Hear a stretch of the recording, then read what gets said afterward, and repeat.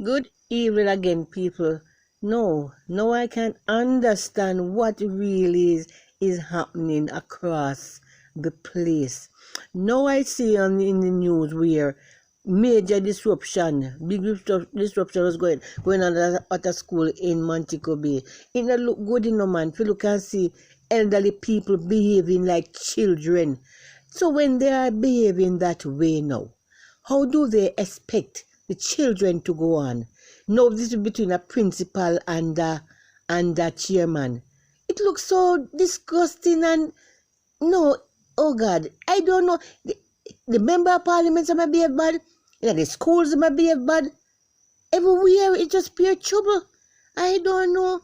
So anyway, this is what the news says. A major feud is brewing at a St. James High School in Montego Bay between the principal and the board chairman. The school was forced to close on Tuesday after a dispute developed at a staff meeting Monday evening, which almost got physical, as the reporter Kenisha Williams, was intervened and so forth. We say, oh God, it no look good at all. Eh? In a big school, big people behaving like idle boys. No, sir. Something is really wrong. It's like they are smoking something with enough of smoke. Because how could big people behave in that way, this way? Anyway, at the end of the video, at the end of this note, I said, you will see what is a part of what's happening at the school. Thank you for listening. In addition to the news, with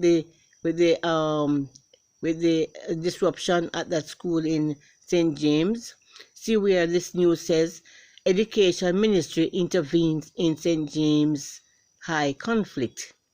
The Ministry of Education, Skills, Youth and Information has stepped in to address ongoing conflicts within the leadership of St. James High School, which led to the institution closure on Tuesday. Throughout Tuesday, ministry officials held multiple meetings with key stakeholders from the school to find a resolution. However, it remains unclear whether the parties have reached an agreement. In a statement, Education Minister Senator Dr. Dana Dixon emphasized the need for strong governance structures in schools. Situations like this make it clear that we must provide greater support in operationalizing leadership and governance structures within our schools. A strong and cohesive leadership team is essential for effective school management and ultimately student success. Under no circumstances should school leaders be at odds, let alone act in ways that deprive students of a day of learning and a good example of excellence in stewardship, Morris Dixon stated. Meanwhile, Permanent Secretary Dr. Kason Chope reaffirmed the ministry's commitment to restoration stability at St. James High. The leadership of our schools is pivotal to the success of our education system when there is disunity at the top. It directly affects students, teachers, and the overall learning environment. The ministry is actively working to resolve this matter and will take the necessary steps to prevent further occurrence, Troop said. Meanwhile, the People's National Party, PNP, is urging the ministry to act swiftly to reopen the school and prevent further disruption to students' education, which has been affected by the ongoing conflicts between the board chairman and the principal. Deputy Shadow Spokesperson on Education and Community Development, Dr. Kenneth Russell, condemned the closure, calling it unacceptable. Disagreements among school leaders should never come at the expense of our children's education. All parties must put the students first The school must reopen immediately while the ministry works on the last resolution, Russell said. He also highlighted the broader impact of school closures, nothing they disrupt families and affect natural productivity. This is more than an education issue. It's a social and economic concern. School closures force parents to find alternative childcare, which can hinder the ability to work and create economic ripple effects. The ministry must intervene now to ensure students do not continue to suffer due to unresolved dispute among adults, he added. The PNP also stressed that the situation highlights the urgent need for school governance reform in Jamaica and called on all stakeholders to act swiftly to prevent further loss of learning time. You see, no, Dana Dixon come saying what she's saying. Yes, she's right. But at the same time, they are the ones to look how them behave in Parliament a lot of times. Look how they behaving like idlers in Parliament at times. They not give each other no time for talk. You understand? Some of them one side of them one talk. I mean, that side everybody jump on the side and make prayer noise. They are the ones setting these bad examples in the place. Now she come out attack. Really? Seriously, sister, you come out attack and how you can behave in a parliament? I do all of these things in the place because children, people watching children watching body watching you understand? So and if it so how it all better? How it all go better? You are the person. You are the guys who behave in this way, and know the principal them can control themselves because it's like say the things they want to do, it catching, it contagious, it catching the one them catching. So me no know why me no know a trouble everywhere, trouble. Me tell say the whole island of Jamaica needs prayer, more than prayer. Me I tell you, yeah man. So please like, share, and subscribe, everybody. Please like, share, and subscribe.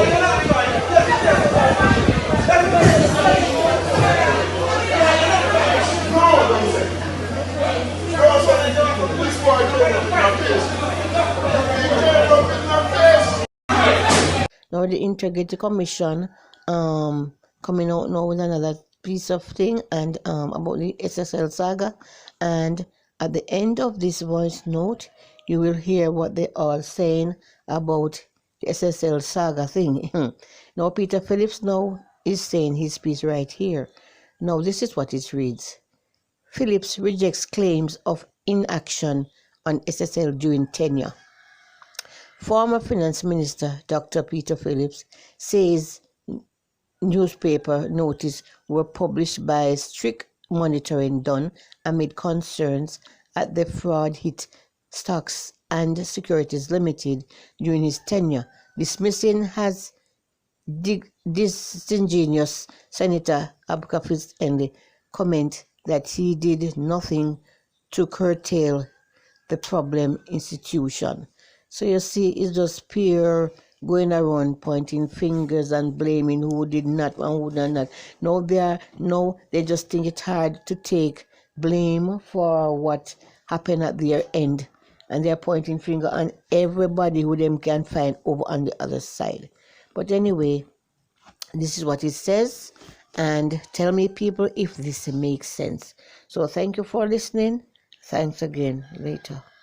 Integrity Commission, which began operations in 2018, seeks to prevent, detect, investigate, and prosecute acts of corruption. From time to time, the organization releases various reports to Parliament. It looks at the statutory declarations of public officials, including parliamentarians, to examine their assets, what they earn, and what they owe. That's how the country found out that former House Speaker Marissa Dalrymple Phillips did not declare she purchased a Mercedes-Benz. She was fined $900,000 in February 2025 for breaching the Integrity Commission Act. MP Mikhail Phillips also had to pay a $250,000 fine after his 2022 statutory declarations were filed after the deadline. The Integrity Commission also insisted in a September 2024 report that it could not certify the Prime Minister's statutory declarations unless the Financial Investigations Division FID examines the matter. So Jamaicans were asked, how do you feel about the Integrity Commission? 23% of respondents had a positive view of the Integrity Commission, 20% had a negative view, and 57% had no opinion about the Integrity Commission. So we dissected that by political affiliation or political interest to see whether is it being conditioned by, any political connection or affiliation or interest. And when you looked at it from across the political divide, there's really no difference between the people. They're, neither here nor there as far as they're concerned. So whilst we in the general public or whatever are focusing attention on what's happening with the Integrity Commission and all the probes that they're carrying out, general population says neither here nor there to me to a large extent is what they're saying. 57% are not engaged. Pollster Don Anderson also asked registered voters if recent events changed their view of the Integrity Commission. 14% said yes, 40% said no, and 46% were not sure. Of the 14% who said recent events have changed their views, 21% said we no longer trust the Integrity Commission, they're too compromising. We broke that down by who people said they were going to vote for. And 22% of the JLP supporters, people who said they were going to vote for the JLP, made this comment that they no longer trust them, they're too compromising.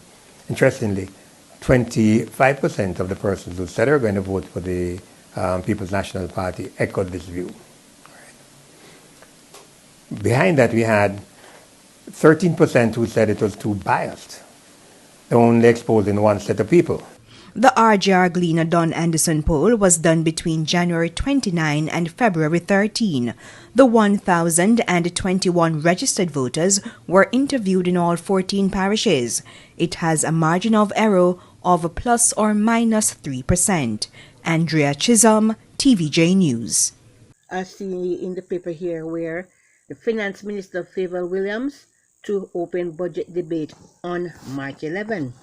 Now this is what it reads.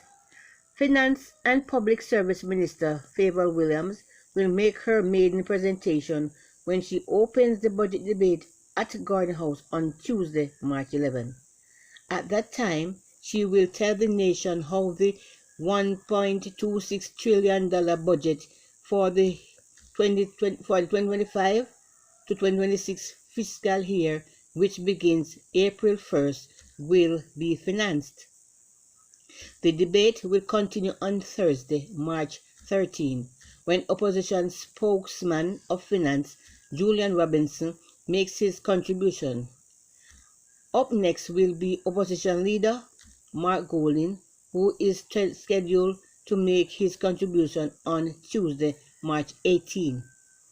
Prime Minister Andrew Holness will follow 2 days later on Thursday, March 25. Prior to start on the budget debate, the Standing Finance Committee, SFC, which is made up of all 63 members of Parliament, will meet over 2 days on March 6th and 7th to examine the estimates of expenditure that were tabled on February 13. Any changes made in the estimates must be approved by the FSC, which will begin meeting at 9 a.m. that day. So that's it on the budget debate.